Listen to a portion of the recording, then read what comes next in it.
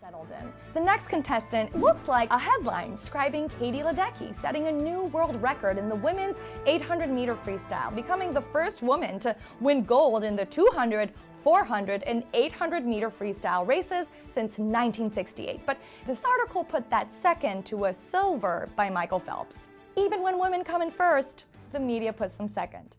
When I was growing up, girls just didn't run in public. No one on my all-boys team would pass to me. Dad told me I couldn't be a boxer. He said I was too small. There was a guy who tried to spit on me and then push me out of his way. There comes a point where you have to be sure of yourself. People aren't used to women being so passionate. It scares them. One day, I just said it doesn't matter what other people think. I'm a fashion model who can dunk. I'm a girl. That doesn't mean I have to wear a skirt. Doesn't mean I can't get all fired up. They used to say, that girl is crazy. But then I just kept winning. I didn't set out to dominate. I just did. Somebody's got to be the best, so why not me? I'm 55 years old and I run close to 70 miles a week. I never felt like quitting. There's something telling me to do it every single day. Just want to play ball.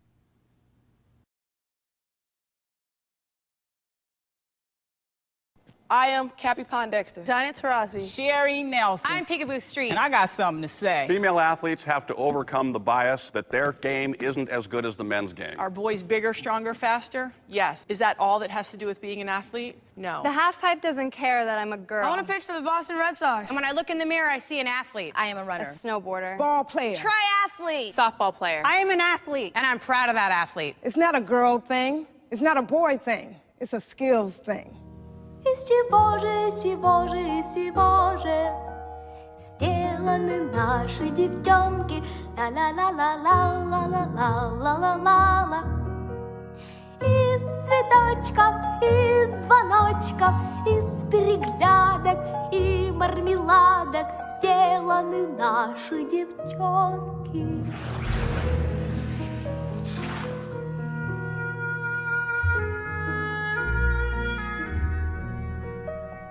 Из железа, из стремлений, из самоотдачи, из сражений сделаны наши девчонки.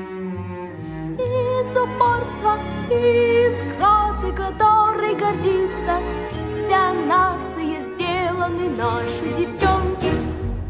Из синяков и тумаков, из отваги сжатых кулаков, из независимости и мастерства, из страсти и сердца и достоинства, из воли крепче Кремля, из силы и огня, из свободы от чужих мнений, из свершений и достижений сделаны наши девчонки.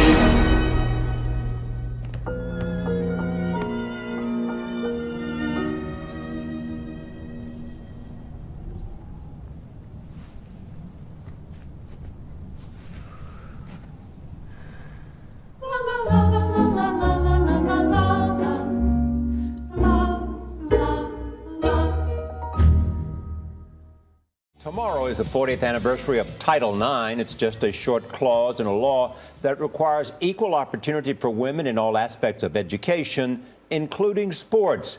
It changed everything for female athletes. Most women in sports today can't remember a time without Title IX, but they benefit from it every day. I spoke with one of the law's early champions, tennis great Billie Jean King. That was the whole purpose. It was about social change. In 1973, the nation was captivated when 29-year-old Billie Jean King defeated tennis ace Bobby Riggs in a match dubbed the Battle of the Sexes. A match met with more fanfare than any other in tennis history. For King, it wasn't about proving she had the skill to beat a man on the court. It was about the future. Why was that so important to you? Because it was about much more than a match for you. Oh, it was about social change. You have to remember in 1973 when I played Bobby, or in 1972 when Title IX was passed, women could not get a credit card on their own without it being co-signed by a male, for instance, just to give you one example. And I knew that my match against Bobby Riggs was about social change. Title IX! The change had begun in Washington 1 year earlier, 1972, with the passage of Title IX. An amendment to the Civil Rights Act, which granted women and girls equal access to federally funded education and related programs. But it's most commonly known as the bill that gave girls equal access to sports. At the time, only 1 in every 27 high school athletes was female. Now, as a result of Title IX, 2 out of every 5 varsity athletes are girls. Without Title IX, women wouldn't have even been in the game. Probably one of the most important pieces of legislation of the 20th century. We could see the golden goal, Mr. President. One of its most visible milestones came in 1991, when the U.S. women's soccer team won the World Cup. Mia Hamm was part of that legendary team that proved female athletes could play and win on a professional level. Like her teammates, Hamm credits much of her success to that landmark legislation. I wouldn't have had a career without Title IX. I think first and foremost, I wouldn't have been able to, play soccer or any sport that I liked in high school. Yet despite the gains by athletes like Hamm and the generation of girls who can't imagine a time when they couldn't play on the same field as the boys,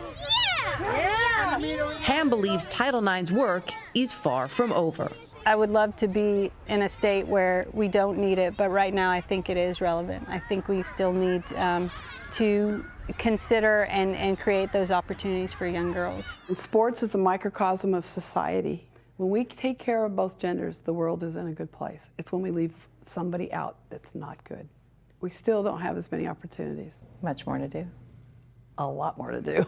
It's going to be never ending because you always want to create more opportunities for both boys and girls anyway. Even if the women were, let's say we're even, you still want to have more for both.